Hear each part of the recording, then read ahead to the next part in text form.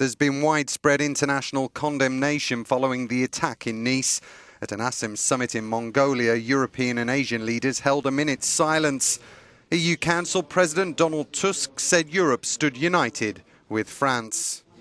It's a tragic paradox that the subject of this attack were people celebrating liberty, equality and fraternity.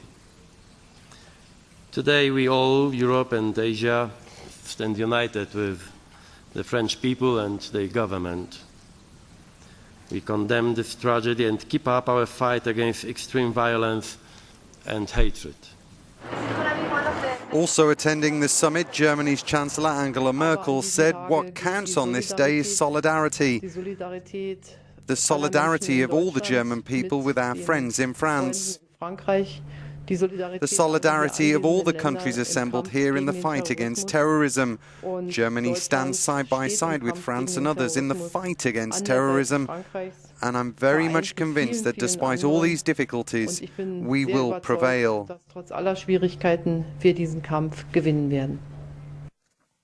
US President Barack Obama condemned the attack in the strongest terms and said the American people's thoughts and prayers were with the victims' families.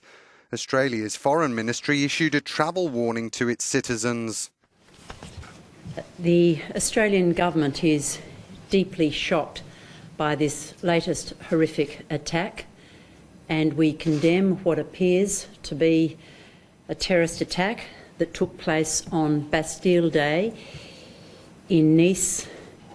Australians should continue to go about their business, but they should be mindful of the travel advice.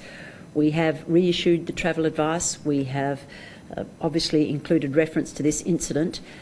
We call on Australians to exercise a high degree of caution in France.